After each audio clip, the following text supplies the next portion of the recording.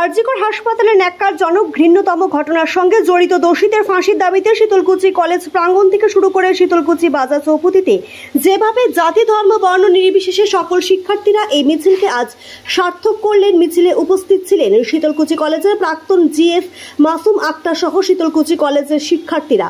শীতলকুচি কলেজের প্রাক্তন জিএফ মাসুম আক্তার বলেন, ওই ধর্ষিতা আমার বোন হতে পারতো, আমার মা হতে পারতো, আমার পরিবারের কেউ একজন হতে পারতো।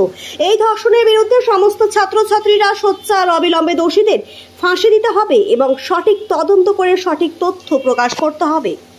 আপনারা সকলেই জানেন, গত কয়েকদিন আগে আরজিকর মেডিকেল কলেজে যে নির্যাতনজনক ঘটনা ঘটেছে এবং সেখানকার এক কর্মরত ডক্টরকে অর্থাৎ নার্সকে যেভাবে সন্ত্রাসরা যারা গণধর্ষণ করে তাকে মেরে ফেলেছে, সেই প্রতিবাদেই আমাদের আজকে এই বিক্ষোভ মিছিল।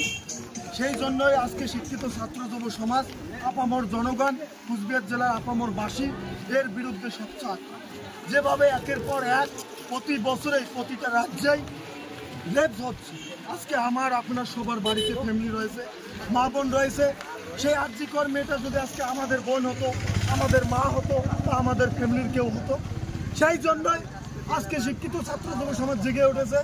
আগামী দিনে এই রেপিস্টদের জন্য কঠোরতম শাস্তি হয়, অর্থাৎ ফাঁসির দাবিতে আজকে আমরা রাজপথ দখল করে বিক্ষোভ মিছিল করলাম।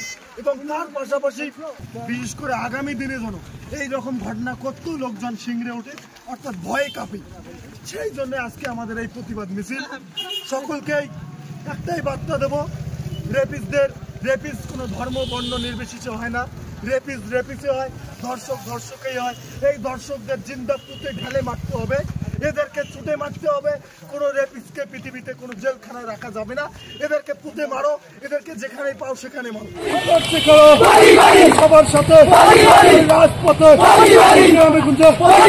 রাজধানী, মহকুমারে, জেলায় জেলায়, রাস্তাঘাটে, কলেজে কলেজে, টাউনে টাউনে, গ্রাম গঞ্জে, রাজপথে, থানায় থানায়, স্বৈরাচারী রঙের বিরুদ্ধে